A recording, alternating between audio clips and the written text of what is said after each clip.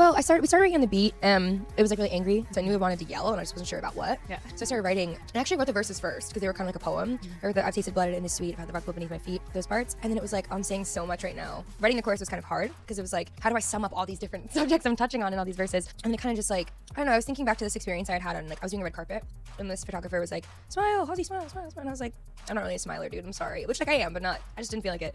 Yeah. He like got mad, he like literally like threw his camera. And like turned to the person next to me and was like, ugh, she never smiles. She's such a nightmare. And like that experience like really resonated with me because I remember walking off the carpet and then going back to my dressing room, being really upset. Like, you know, looking for a manager, looking for my friends and being like, did you hear that guy? Like, that's just okay? That guy just like did that and just like talked to me like that and just like whatever. And I remember I was so affected by it. And I was like, you know, this experience is something that's been happening to me my whole life. It has nothing to do with being on a red carpet. It's like you get catcalled walking on the street when you're a kid, and like, you know, you get bothered by some jerk when you're at work and you're a teenager. Like these experiences are really universal. And so that's when I kind of knew that I wanted to touch on that subject. It just happened to coincidentally happen while we were going through like a serious attack on women's rights in the United States, and so the timing of it was kind of like impeccable. I think that there was like a lot of things that like felt really cohesive to me at the time, and so it made sense to kind of riff off of them one by one. Obviously, like touching on all these subjects is difficult to begin with, let alone doing so in a way that's like rhymey and like easy to listen to, I guess, in a weird way. I think there's a couple parts, like obviously men catcalling women leads to like a whole other perspective, which is the exploitation of women's bodies, which leads to a whole other perspective, which is female insecurity as a result of that exploitation. So this thing was kind of just like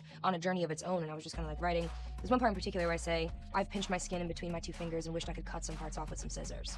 And at first I was kind of nervous to put that part in because obviously it's a little graphic, but I knew I had to keep it in. When every woman that I played the song for went, I have literally had that exact same thought. I literally wish I could cut parts of me off in moments where I didn't like how I looked. It's like, obviously it's a commentary on plastic surgery, but also just like that kind of, that body dysmorphia, that feeling of, you know, hating parts of yourself so much you would cause yourself pain to remove them in such like a heinous, gruesome way. And then a lot of men who heard that part were like, is that real? Do you really feel that way? And I was like, yeah, a lot of us do. And that's when I knew it was like important to keep that kind of thing in. The second verse was like, I've been polite but won't be caught dead letting a man tell me what I should do with my bed. That part was a really important lyric for me to put in. I've been openly bisexual for the entirety of my career.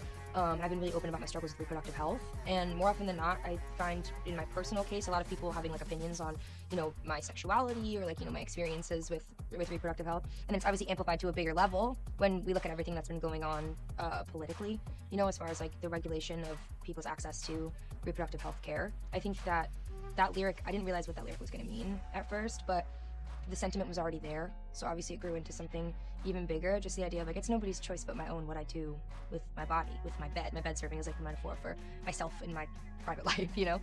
Those are some of my favorite lyrics.